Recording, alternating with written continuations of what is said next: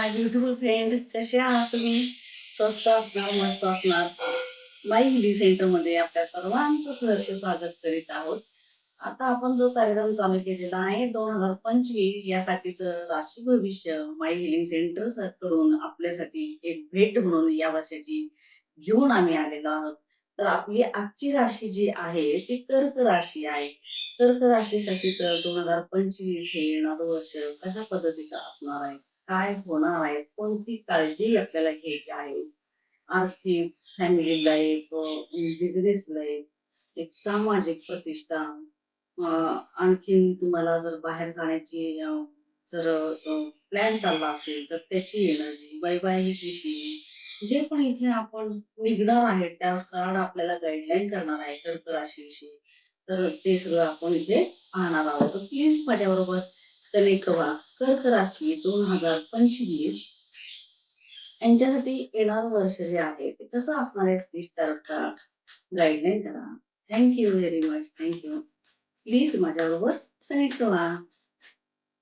तर आपण याच्यातले एक टेंटेटिव्हली कार्ड जे आहे ते काढून घेणार आहोत आणि यानुसार आपलं वर्ष जे आहे 2025 काय काय आपल्या वार्षिक घडामोडी होणार आहेत, काय बदल होणार आहेत आणि कोणत्या गोष्टीची आपल्याला काळजी घ्यायची आहे. ज्या पण प्रमाणे आपल्याकडे एनर्जी येईल त्याप्रमाणे मी आपल्याला सांगायचा प्रयत्न करणार आहे. पहिलंच आपलं कार्ड आलेलं आहे पेज ऑफ सॉर्टची एनर्जी निघून आलेली आहे. पुढचं थ्री ऑफ सॉर्ट्स आलेलं आहे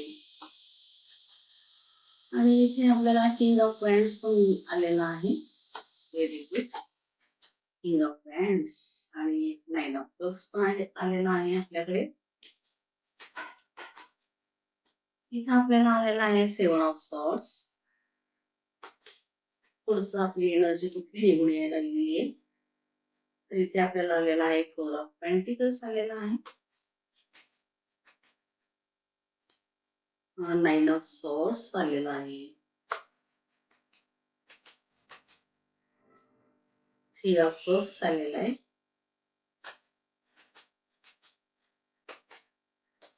इथे आपल्याला एस ऑफ सॉर्ट्स पण आलेला आहे आणि इथे आपल्याला लास्ट कार्ड जे आहे सेवन ऑफ पेंटिकल्स आलेला आहे. बॉटम ऑफ द डेकची एनर्जी आपल्याकडे निघून आलेली आहे five of pentacles.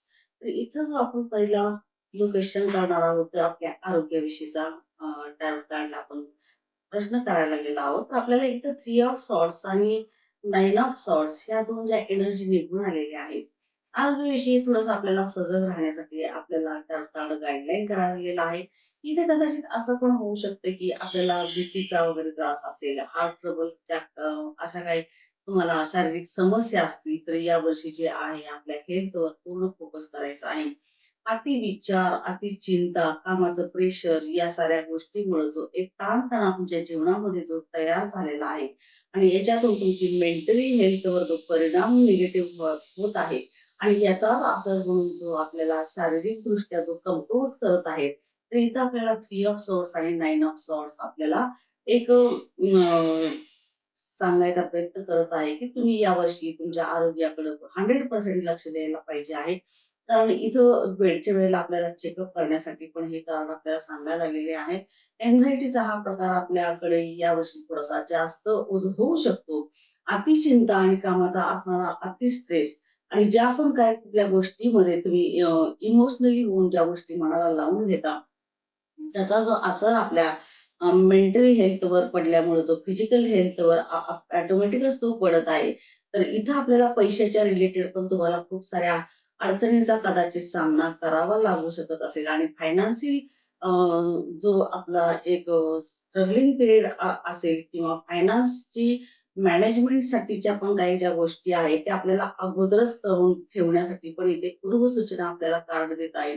Four of pentacle आणि फाईव्ह ऑफ पेंटिकल हे दोन्ही जे आहेत आर्थिक रिलेटेड ह्या दोन्ही गोष्टी बोलायला लागलेल्या आहेत.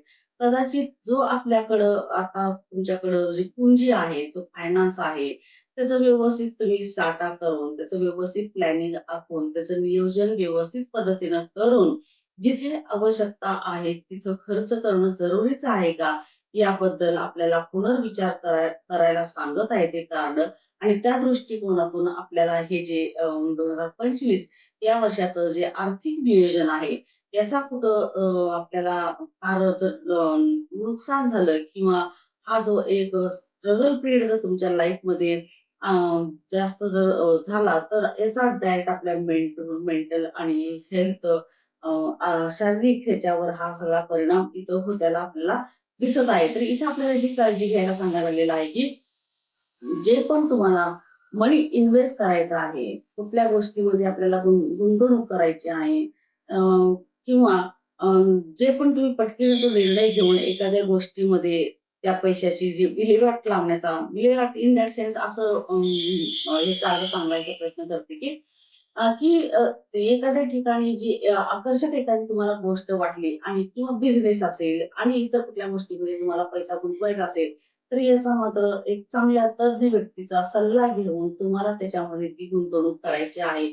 अशा प्रकारे जर तुम्ही पैशाचं व्यवस्थित योग्य पद्धतीने जर नियोजन केलं, तर यावर्षी आर्थिक समस्या ज्या तुमच्या जीवनामध्ये क्रिएट होण्याची इथं चान्सेस दिसायला लागलेले आहेत. तर इथं आपल्याला त्यापासून सावधगिरी तुम्हाला बाळगता येईल. दुसरी गोष्ट आपल्याला हे सांगायला लागलेलं आहे, की यावर्षीचं जे तुमचं फायनान्शियल एनर्जी जी सांगायला लागलेली आहे, तुम्ही ज्या पण प्रमाणे कष्ट करणार आहे, ज्या पण प्रमाणे काम करणार आहे, जी पण अपॉर्च्युनिटी तुम्ही तुमच्याकडे ती चालून येणार आहे, त्याच्यावर जर तुम्ही हार्ड वर्क केला आणि व्यवस्थित त्याचं जर प्लॅनिंग करून जर तुम्ही पुढे गेला, तुमचा तो बिझनेस असेल, तुमचा जॉब असेल, जिथून पण तुम्हाला पैशाचे सोर्सेस तुम्ही जे उत्पन्नाचा स्रोत जे तयार करून ठेवलेला आहे, तर यासाठी एक हे वर्ष जे आहे आपल्या उन्नतीसाठी आणि प्रगतीसाठी दोन्हीसाठी हे इथं आपल्याला योग्य पद्धतीनं दिसत आहे. म्हणजे फक्त आहे काय येणारा जो पैसा आहे, तो मात्र पूर्ण विचार करून त्याचं जे आहे त्याचं नियोजन करायचं आहे. जर तुम्ही जर नियोजन नाही केलं, तर याच्यातून जो आहे हा त्रास तुम्हाला उद्भवण्याची आपल्याला शक्यता दिसायला लागली आहे. त्यामुळं सुरुवातीपासूनच जर तुम्ही व्यवस्थित त्याचा जर प्लॅन केला, तर ह्या गोष्टी अ, व्यवस्थितपणे डिसेंबरपर्यंत येणाऱ्या 2025 हे वर्ष संपेपर्यंत त्या त्रासाला तुम्हाला समोर जावं लागणार नाही. तर हे आपलं झालं आरोग्याचं झालं आणि फायनान्शियली झालं. इथं आपल्याला आता ह्याच्यासाठी बघायची आहे एनर्जी, की आपलं फॅमिली लाईफ, सामाजिक लाईफ कशा पद्धतीचं असणार आहे. तर इथे आपल्याला हे सांगायला आलेलं आहे 3 ऑफ कप्सची एनर्जी निघून आलेली आहे. फॅमिली लाईफ, फॅमिली बॉन्डिंग मुलांच्याकडून एक अशा पद्धतीच्या तुम्हाला खुशखबरी मिळू शकतात. मुलांच्या शैक्षणिक वर्ष असेल, मुलांचं करिअर असेल, मुलांचा जॉब असेल, मुलांचं विवाहाविषयीचं तुमचं जे काही चाललेले प्रयत्न असतील, तर इथे एक चांगली अपॉर्च्युनिटी तुमच्या लाईफमध्ये इकडे यायला लागलेली आहेत. खूपच चांगल्या-चांगल्या गोष्टी अशा सेलिब्रेशनच्या, इव्हेंट बनवण्यासारख्या अशा आपल्याला काहीतरी इथं दिसून यायला लागलेली आहेत. इथं दुसरी आपल्याकडे जी एनर्जी निघून आलेली आहे, एस ऑफ सॉर्डची एनर्जी निघून आलेली आहे. बऱ्याच वेळेला युनिव्हर्सल कडून आपल्याला खूप साऱ्या ब्लेसेस मिळत असतात. खूप सारी क्लॅरिटी मिळण्याची इथं आपल्याला शक्यता दिसायला लागलेली आहे. आणि प्रत्येक गोष्ट पुढे जाण्यापूर्वी जे आहे, इथं त्याचं पूर्ण नियोजन, परीक्षण करून तुम्ही जो डिसिजन घेणार आहात, तो निर्णय तुमचा योग्य असणार आहे. अशा पद्धतीचं एस ऑफ सॉर्डची आपल्याला भूमिका दाखवायला लागलेली आहे. आरोग्याविषयी या एस ऑफ सॉर्ड हे पण सांगायला आलेले आहे, छोट्या-मोठ्या ज्या एक शारीरिक तक्रारी असणार आहेत, त्याला वेळच्या वेळेला योग्य ट्रीटमेंट करून घेणं गरजेचं आहे. थोडासा इथं आपल्याला आरोग्याविषयीच जरा आपल्याला 100% तुम्हाला डिव्होशन देण्यासाठी पण हे कार्ड पुन्हा एकदा आपल्याला सांगायचा प्रयत्न करायला गेलाय. 7 ऑफ सॉर्ड्सची आपल्याला ही जी एनर्जी निघून आलेली आहे. बऱ्याच वेळेला असं होतं, की आपल्या जीवनामध्ये चाललेल्या ज्या गोष्टी आहेत, आपण कळत-नकळतपणे इतरांना ते शेअर करण्यासाठी शेअर करत असतो. तर खूप वेळेला असं घडतं, की बऱ्याच व्यक्तींना अशा गोष्टी फारशा पसंत पडत नसतात आणि तुमचा स्वभाव एकंदरीत इथं असं दिसत आहे, की जे पण काही जीवनामध्ये आपल्या छोट्या-मोठ्या गोष्टी चाललेल्या आहेत, त्या तुम्हाला इतरांना पण दाखवायच्या, इतरांना पण त्याच्यामध्ये पार्टिसिपेट करून घ्यायचं. त्यांना पण घेऊन तो जो जीवनाचा आनंद आहे, तो घ्यायचा. असं तुमचं अगदी छान जरी तुमचं मन असलं, इतकं मन जर तुमचं निर्मळ जरी असलं, तर ॲक्चुअली सोसायटीमध्ये, समाजामध्ये अशा पद्धतीचे आता लोक खूप कमी आता आहेत आणि तुम्हाला काय करायचं आहे, की ज्या सिक्रेट लेव्हलच्या गोष्टी आहेत, त्या आपल्याला सिक्रेट लेव्हलच ठेवायच्या. हां, तुम्ही हे करू शकता, की तुम्हाला इतरांना मदत करायची आहे, निश्चित मदत करा. त्यांच्या उपयोगाला पडा. पण काही काही ज्या गोष्टी पर्सनल आपण म्हणतो, तर या गोष्टी आपण शक्यतो बाहेर बोलू नये.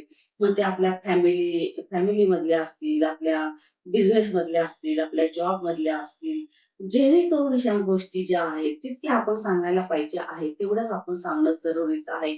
नाहीतर हेच काय होतं, की बॅरियर बनून जीवनामध्ये आपल्या प्रत्येक जो एक चांगला आपला निर्णय घेतलेला असतो आणि कुठेतरी त्याच्यातून आपल्याला एक सक्सेस मिळणार असतो. पॉझिटिव्ह ते काम होणार जे आहे, त्या कामामध्ये जो आहे निगेटिव्ह एनर्जी लागल्यामुळं ते काम जे आहे आपलं पूर्णपणे तिथंच अडून राहतं आणि आपल्याला पुढं जाता येत नाही. तर आपल्याला या सगळ्या गोष्टीची काळजी घ्यायची आहे. आपल्याला मित्रमंडळी, आपले नातेवाईक यांच्यामध्ये दुरावा पण आणायचा नाहीये, त्यांना दुखवायचं पण नाहीये किंवा त्यांना असं हर्ट होईल अशाही पद्धतीच्या काही गोष्टी बोलायच्या नाहीयेत. पण थोड्याशा आपण आपल्या गोष्टी जर आपल्यापुरत्याच ठेवल्या तर हे आपल्यासाठी योग्य असणार आहे. आपली एक जुनी म्हण होती, की जे पण काय असेल ते मांडीखाली दडवून खावावं जुनी लोकं म्हणायची. त्याचं कारणच हे होतं, की कळत-नकळत आपण कुणाचं मन दुखवू नये किंवा कुणी आपल्या या अशा जे आपल्या समोर आहे, जे आपण जीवन जगत आहे, त्याचा कुणी हेवा करू नये आणि ती एक नकारात्मक ऊर्जा त्यांच्याकडून जी तुमच्याकडे पास होणार आहे, ती होऊ नये. हे तर खूप जुन्या लोकांच्या पासून, जुन्या काळापासून या गोष्टी चाललेल्या आहेत. तर हे कारणही आपल्याला पुन्हा तेच सांगायचा प्रयत्न करायला लागलेला आहे. इथे 9 ऑफ कप्सची एनर्जी आपल्याकडे निघून आली आहे. 9 ऑफ कप्स हे सांगायला आलेलं आहे. आणि 2025 या वर्षी तुम्ही जे पण काही प्लॅनिंग केलेली आहात, तुम्हाला इव्हन दो टूर करायचा आहे, ट्रॅव्हलिंगला जायचं आहे, जॉबसाठी बाहेर जायचं आहे, व्हिसासाठी अप्लाय करत आहे, नवीन जॉब शोधत आहात, रिझ्यूम तुम्ही पाठवत आहात आणि एक चांगली सुसंधी अशी तुमच्या जीवनामध्ये येणार आहे, असं तुम्हाला तुमचं मन सांगत आहे. तुमचं मॅनिफेस्टेशन त्याप्रमाणे वर्क करायला लागलेला आहे. तर इथं जे आहे 9 ऑफ कप्सची एनर्जी आपल्याला हे सांगायला आलेलं आहे, की तुम्ही ज्या पण काही इच्छा व्यक्त करत आहात, त्यासाठी जे तुम्ही प्रिपरेशन करत आहात, या साऱ्या गोष्टी ज्या आहेत तुमच्याकडे अट्रॅक्ट व्हायला लागलेल्या आहेत. फक्त तुम्ही मॅनिफेस्टेशन करताना तुम्ही पॉझिटिव्ह मॅनिफेस्टेशन करत आहात का निगेटिव्ह मॅनिफेस्टेशन करत आहात, या गोष्टीचा मात्र विचार करा. कारण निगेटिव्ह जर केला तर तुम्हाला तुमच्याकडे तीच गोष्ट आकर्षित होणार आहे आणि पॉझिटिव्ह जर करत असाल तर तुमच्याकडे तीच गोष्ट आकर्षित होणार आहे. तर या सगळ्या गोष्टीचा विचार करून तुम्ही मॅनिफेस्टेशन करताना आपण काय सांगत आहोत, काय बोलत आहोत, आपण युनिव्हर्सला काय काय त्याच्याकडून इच्छा आहे, आपल्याला काय व्हायचंय, आपला गोल काय आहे, आपल्याला कुठपर्यंत जायचंय, कुठपर्यंत पोहोचायचं आहे आणि आपल्याला सक्सेस कशा पद्धतीनं पाहिजे आहे, हे मात्र आपण जे करत आहात, तो पूर्ण विचारांती तुम्ही मॅनिफेस्टेशन करायला चालू करा. इथे आपल्याला किंग ऑफ पॉइंट्सची एनर्जी निघून आलेली आहे. किंग ऑफ पॉइंट्स हे सांगायला आलेलं आहे, की एक नेम, फेम, सामाजिक प्रतिष्ठा यावर्षी तर आपल्याला खूप सारी मिळतच राहणार आहे. खूप लोकं तुम्हाला रिस्पेक्ट देणार आहेत. तुमच्या शब्दाला मान असणार आहे आणि तुम्ही जे एखादी गोष्ट सांगत आहात, तर लोकांच्या दृष्टीनं तो अतिशय एक मौल्यवान त्यांच्या रस्त्यातला तो दगड ठरणार आहे. तर तुमचा डिसिजन जो असणार आहे, इतरांना देताना जो तुमचा उपदेश असणार आहे, तोही अतिशय चांगल्या पद्धतीचा असणार आहे. आई ऑफ पेंटिकलची ही एनर्जी जी इथं निघून आलेली आहे, ही आपल्याला सांगायचा प्रयत्न करत आहे, की जर तुम्ही उधार उसनवारी जर करत असाल, कोणाला हँड वगैरे देत असाल, तर इथे आपल्याला थोडंसं सावध राहण्यासाठीची पण आपल्याला एनर्जी देत आहेत.